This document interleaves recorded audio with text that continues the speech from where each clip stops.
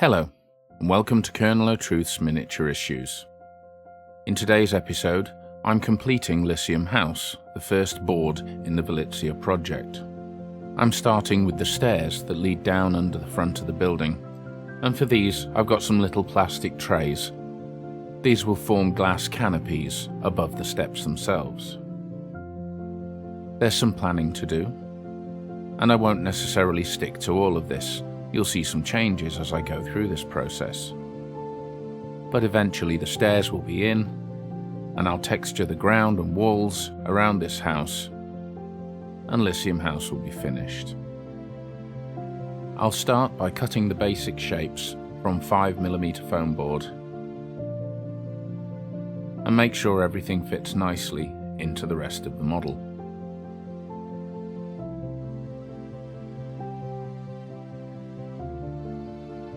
Lyccium House is the ancestral home of Teneth. She and her partner Dirth have flown here in the Bluebird from Undercrag City, passing the salt marsh coast where we visited Oth's Landing, before finally arriving at Vellicia. So, on with the model. I want these stairs to be the same style as the grand steps that lead up from the street to Lyccium House. They have a curved front, and I'm going to create bullnose overhangs for them. Some of this detail will end up being invisible, hidden away inside the model.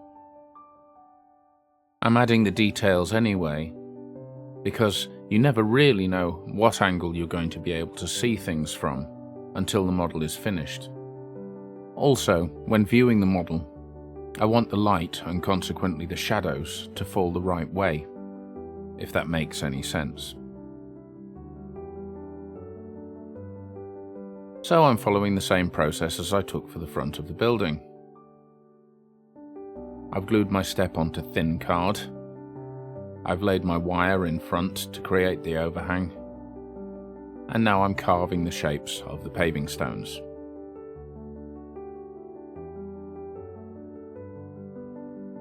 I've got a rough edge to the front, which will eventually, hopefully, look like stone. The steps are laid one above the other, and I'll gradually build up the staircase to the right height. If you're enjoying this episode and you haven't already, please remember to subscribe, like and share, and feel free to leave questions and comments below. I answer all of them, and I love hearing from you all. So thank you. Now my walls. I'm lining the foam board with the same sandpaper as I used for the rest of the building. This is a nice, quick and easy way to get the texture I want. It's more even than glue and sand, and it's a nice colour to work over. The outside face of the wall is only covered to ground level, whereas the inside is covered top to bottom.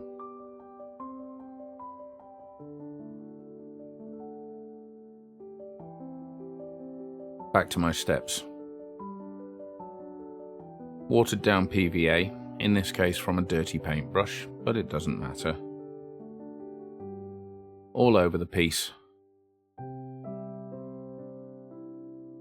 And then cover it with baking soda. This will give my stone texture.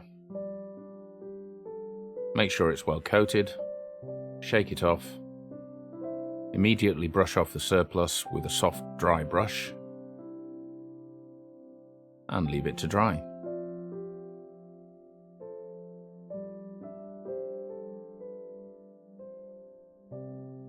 Once it is dry, a lot of it dries clear and looks like there's nothing there. But there is, and it'll come through in the painting process. I've started with my light colour for the mortar between the stones, and I'm heavily dry brushing over the top, first with dark grey.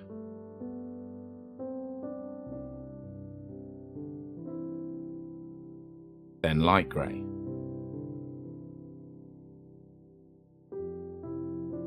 I'm being heavy-handed, but I'm leaving the gaps between the stones the pale colour of the original undercoat. Finally white to pick out all of the edges.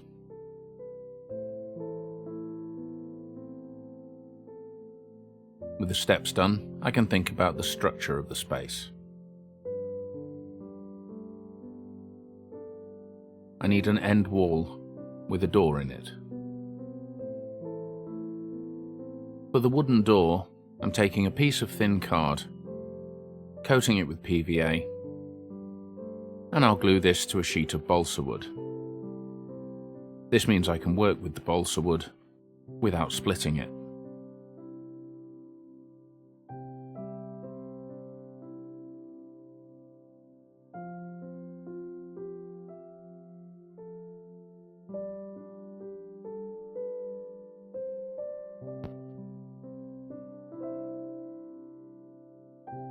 Now to work on the shape of the door frame.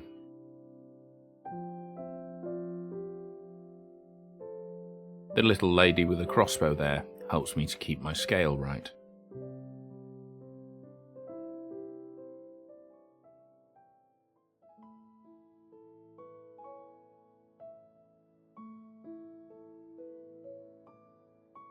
In keeping with the rest of the building, I'm having an elliptical door.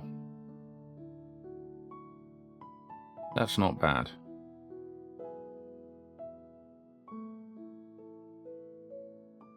Cut the shape of the door out of the foam board.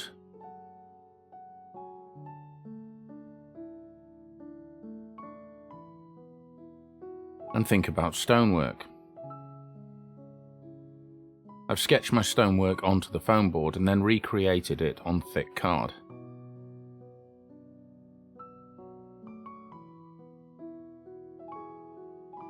I'm arranging the stones carefully. The nature of Vellicia is that everything is very neat.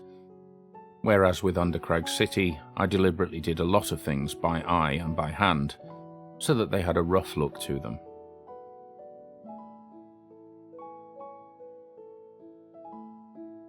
I've duplicated the shape of the door frame.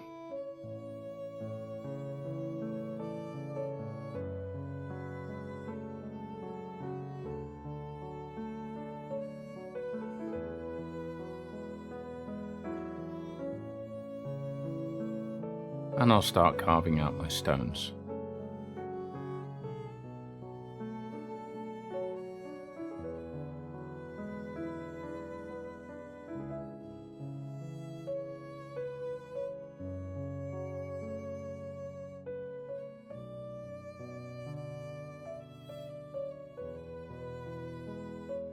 On we go.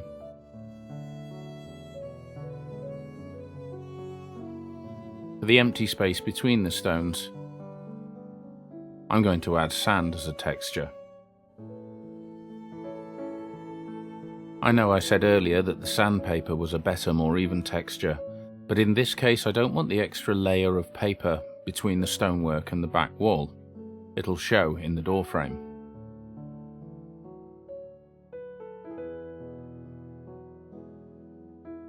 And since this will only be viewed from the front, I think we'll get away with it.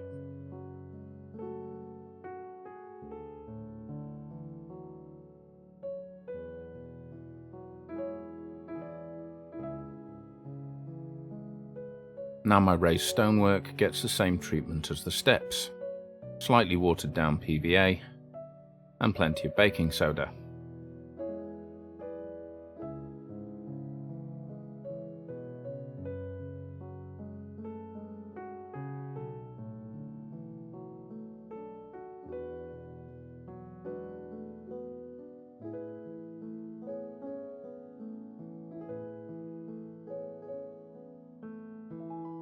And we'll paint the textured sand to match the sandpaper.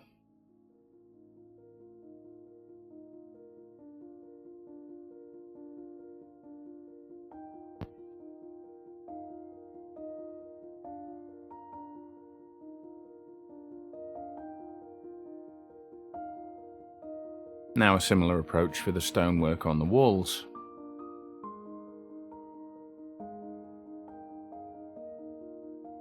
Plotting out the curves of the wall marking out the stones. Then I'll cut out each piece, carve in my lines, and mount them on the sandpaper.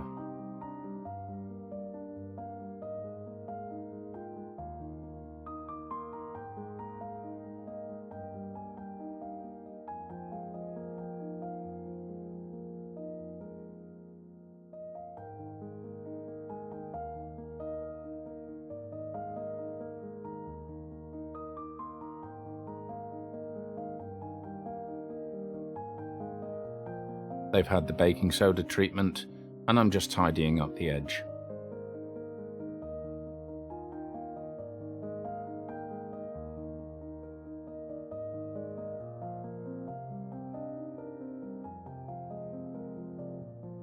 I'm also tidying up the front curves. I'm using the same technique here as I used on the buttresses on the building. Just strips of card, curved into place. And these will be textured.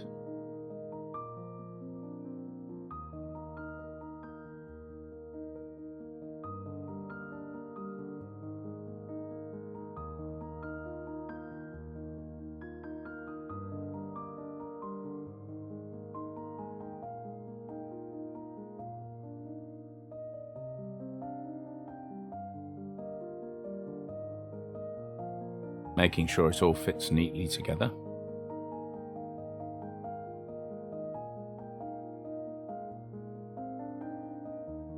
And marking out where my corners are.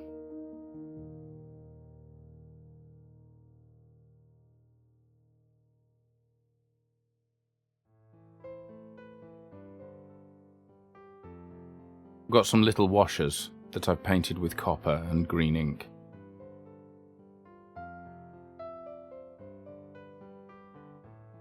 These are going in against the corners and will become light fittings.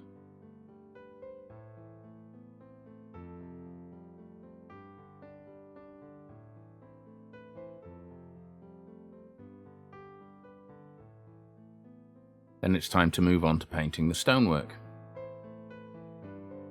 This is the same pale base coat as I used on the steps.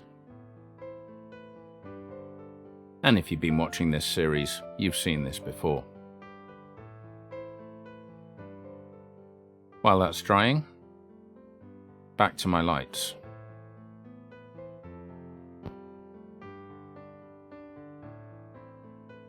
I've got some little LEDs, and I'm gluing them in from behind.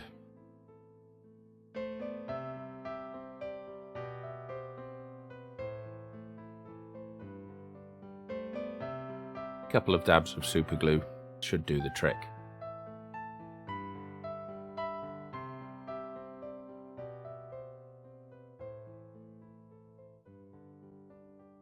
That's going to work nicely. Having soldered my wires on, I'm adding some little pearls to act as diffusers. Then it's back to the stonework. Heavy dry brushing of a series of different colours. Again, you've seen this before.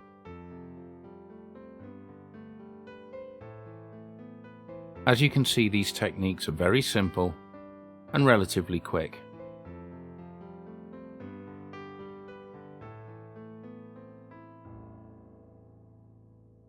I'm not being particularly careful,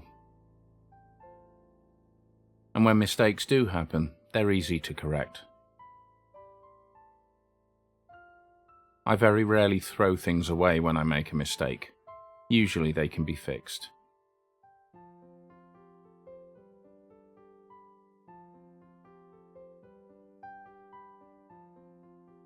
This sequence of colours is written down in my notebook now, so I can reproduce it exactly any time I like. I'm just using test pots of house acrylic.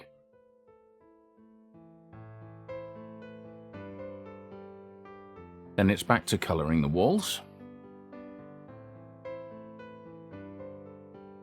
adding my pink dry brushing to match the rest of the house. And I can start putting things together.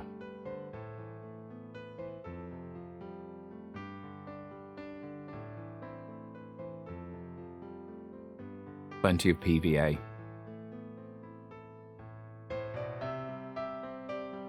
And in we go.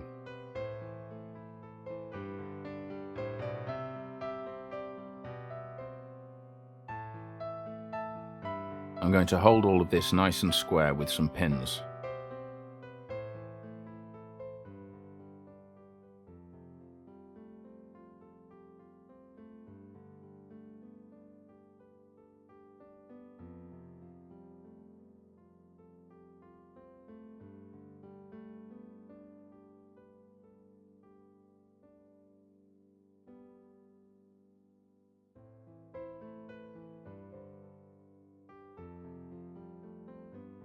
I haven't painted the outside yet. I'm waiting until I've got a complete piece.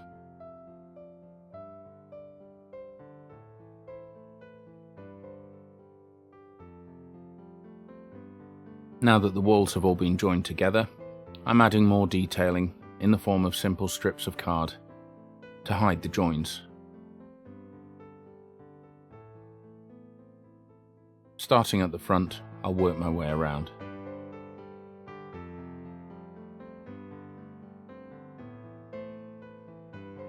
Little extra details like this are so easy to do, but make a big difference.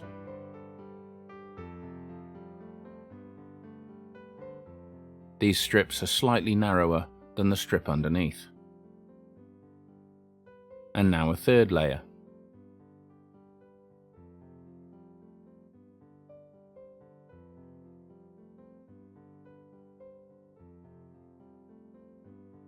That's looking nice and solid.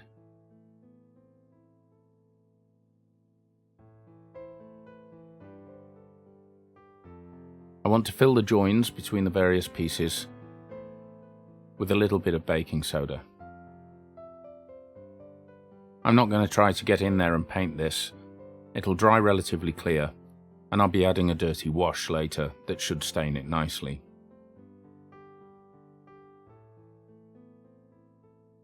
So I can think about the other details now. The doors and the canopies.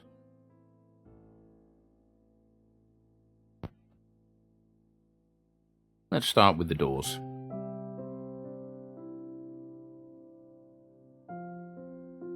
I'm measuring and marking thin planks with a standard HB pencil. The card backing stops the balsa wood from falling apart, and everything's nice and strong.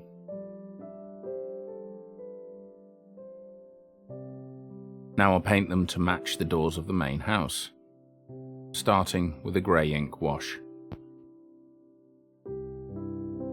When that's dry, heavy dry brushing across the grain using my main colour.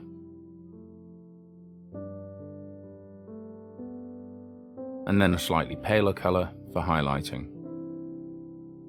And then back to the main colour to take away some of the contrast. With that done, here's the dirty wash I mentioned. Very watered down brown ink. I wash it on liberally and dab it off with tissue paper.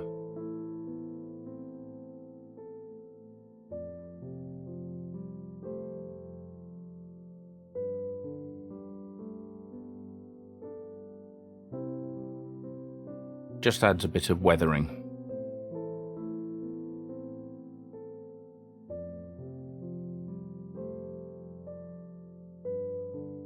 Now my canopies. I was going to leave these open at the top, but there's printing on them, embossed into the plastic. So I've decided instead that they have glass on the sides and a solid structure above.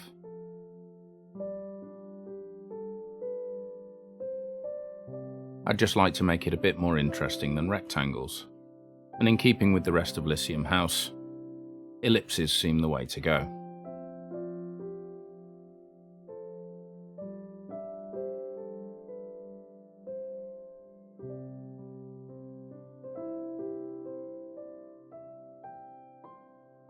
You'll recognise these pointy bits from a previous episode. I added them to the tops of the buttresses. I've made several more using washers, beads, and panel pins. I'm going to go and undercoat them in a moment. I'm also going to remove some of the squared edges, firstly by using this leather cord that I used elsewhere on Lyccium House around the roof edges. It's very easy to work with and quickly gives the impression of structure.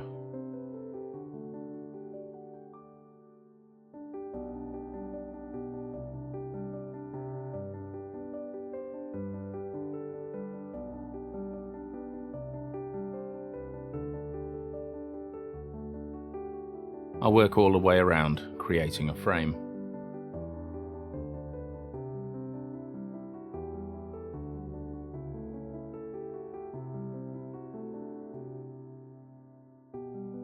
Just tidying up the joins.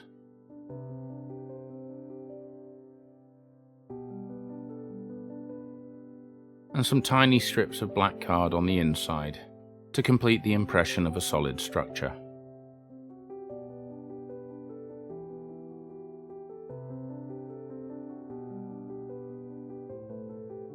Blobs of PVA on my joins help to fill in some of the lines. It'll shrink as it dries. More cord around the ellipses to take away the square edges there. Everything should be rounded off and looking slightly organic. These counters are from an X-Wing game. I've got hundreds of them, and they're a nice shape.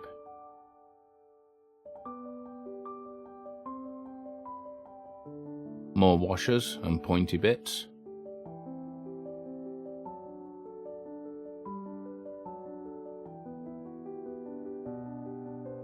The doors are going to need the sigil of Lyccium House, which I've created elsewhere.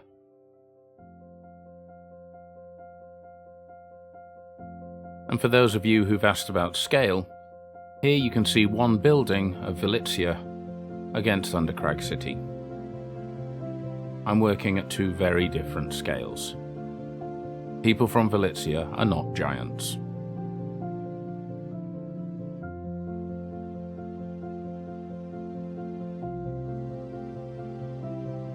There are my canopies. Time to paint a few bits and pieces. You can also see I've created some elliptical paving stones. I'll be using these shortly.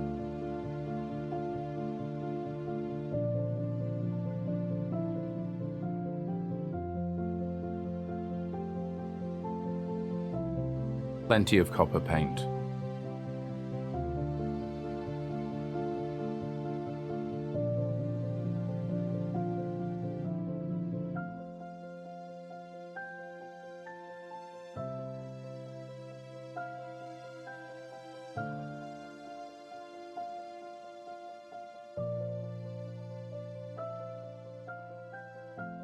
With 2 coats of copper dried, I add my wash of blue and green ink to create verdigris.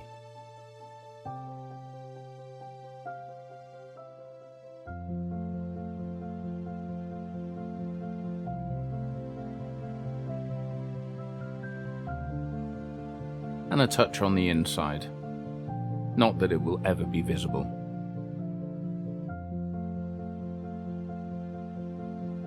And now my frame gets painted with the same colours as the door.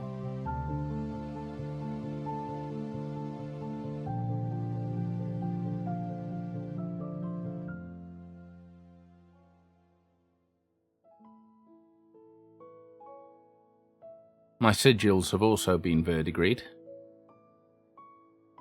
and I've marked onto the balsa wood the locations they should sit at.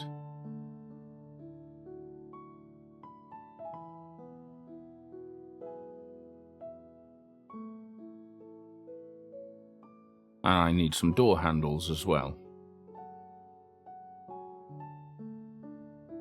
In a similar style to those on the main door, I've twisted some fine wire together and bending it into loops,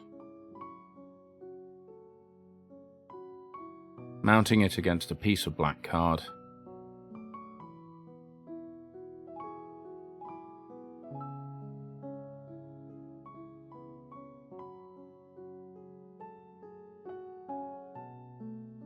and I'll slice a piece of plastic tube, cut out a section, and with a touch of super glue, put the whole thing together.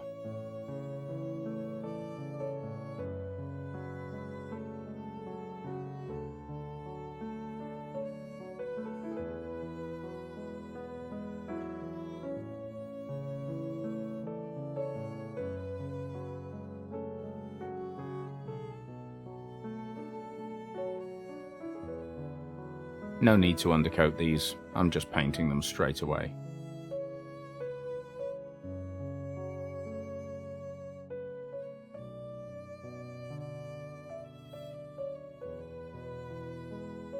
And in we go. That's going to look good.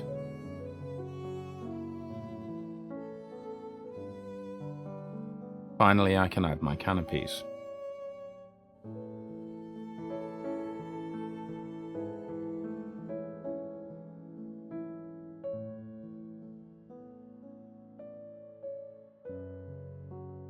Now I can put these assemblies into the model, and you can see I've already added extra bits of wall around the garden.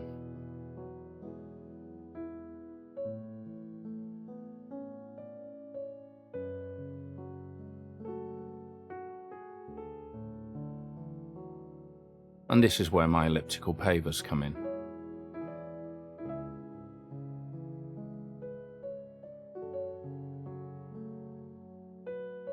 Just arranging them to look right. And when I'm happy, I mirror that on the other side.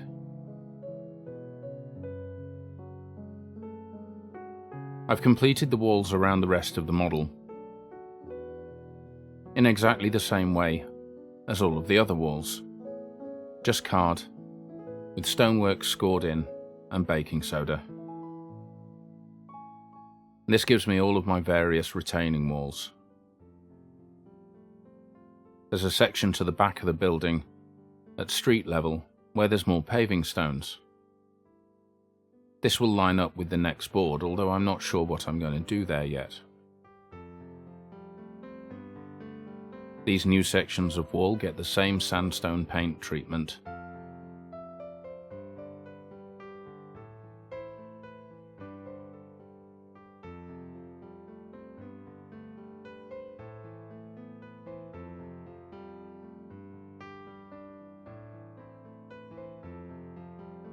And it's all looking rather messy at this stage, but bear with me.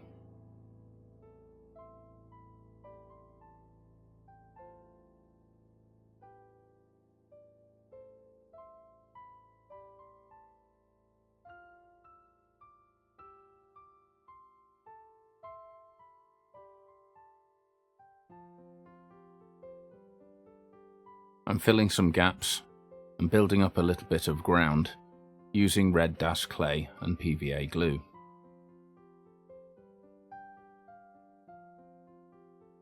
Why red? I just prefer it, and it takes the ground colour better than white or grey. And now more pointy bits. Slightly different, but the same approach.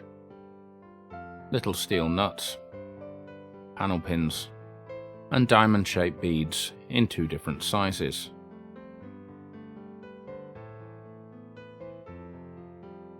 When they've been spray painted black, they'll get painted copper, the same as the other pieces I've shown you so far.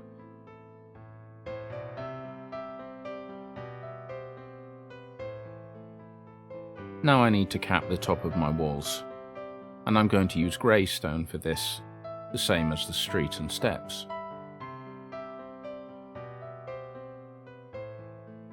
First to either side of the stairs, and then all the way around, starting with this special little curved section.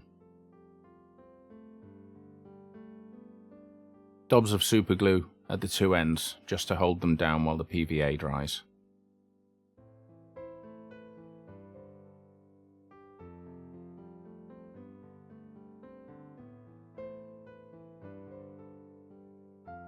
And I'll just work my way around.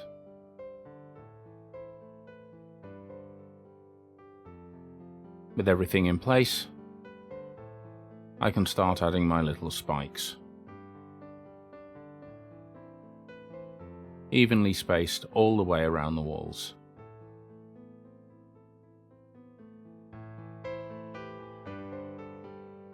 And finally, two huge statues flanking the steps.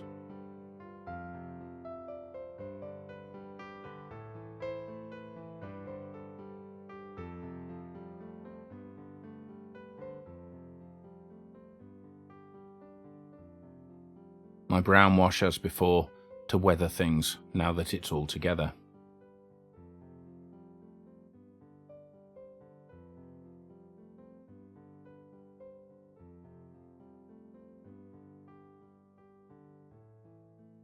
Working over things a little bit at a time until it looks right.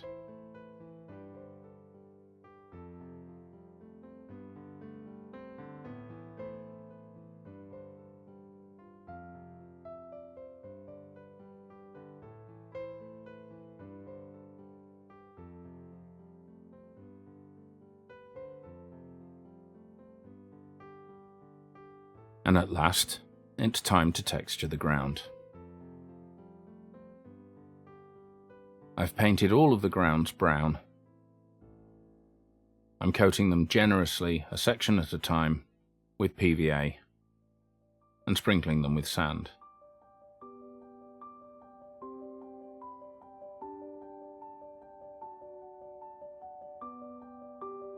Keeping plenty of it on.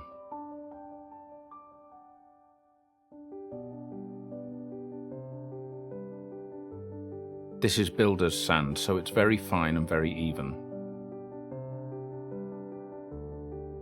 And when the sand is dried, thinned PVA and some very bright static grass. I want these gardens to be vivid, overly healthy if you like.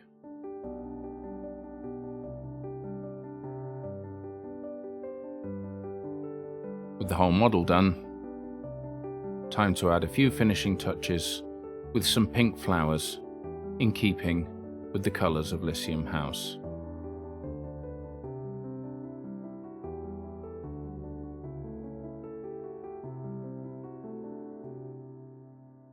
And there we are. Lyccium House, the first board of Vellicia, complete. It's taken a while to get here, so thank you for sticking with me. I'm sure you weren't sure where it was going at times.